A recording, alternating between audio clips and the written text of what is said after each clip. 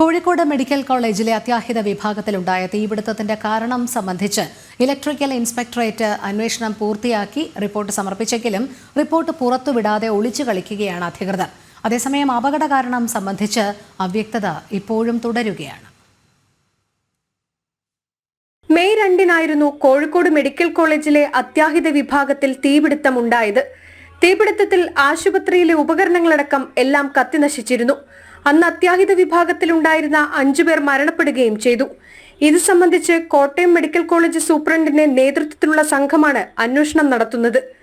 തീപിടുത്തത്തിന്റെ കാരണം സംബന്ധിച്ച് electrical inspectorate വിശദമായ അന്വേഷണം നടത്തി റിപ്പോർട്ട് ജില്ലാ കളക്ടർക്ക് സമർപ്പിച്ചെങ്കിലും റിപ്പോർട്ടിലെ ഉള്ളടക്കം സംബന്ധിച്ച് വിശദീകരിക്കാൻ അധികൃതർ തയ്യാറായിട്ടില്ല.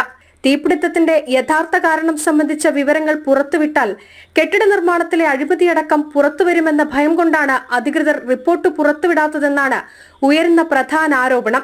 തീപിടുത്തമുണ്ടായ കെട്ടിടത്തിൽ വിശദമായ പരിശോധനകൾ നടത്തിയതിനു ശേഷമേ കെട്ടിടത്തിൽ ചികിത്സ തുടങ്ങുമെന്ന് ആരോഗ്യമന്ത്രി പറയുമ്പോഴും എന്ന് നടപടികൾ പൂർത്തിയാക്കി കെട്ടിടം തുറന്നു പ്രവർത്തിക്കുമെന്ന് വ്യക്തമാക്കാൻ ആരോഗ്യമന്ത്രിക്ക് കഴിഞ്ഞിട്ടില്ല.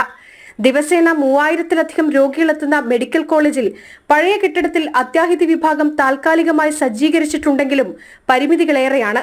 തീപിടുത്തത്തെ തുടർന്നടച്ച അത്യാഹിത വിഭാഗം എന്ന് തുറക്കും? തീപിടുത്തത്തിന്റെ യഥാർത്ഥ കാരണം എന്ത്? ഈ ചോദ്യങ്ങൾക്ക് ഉത്തരം നൽകാൻ അധികൃതർക്ക് ഇപ്പോഴും കഴിഞ്ഞിട്ടില്ല. ജനം, കോഴിക്കോട്.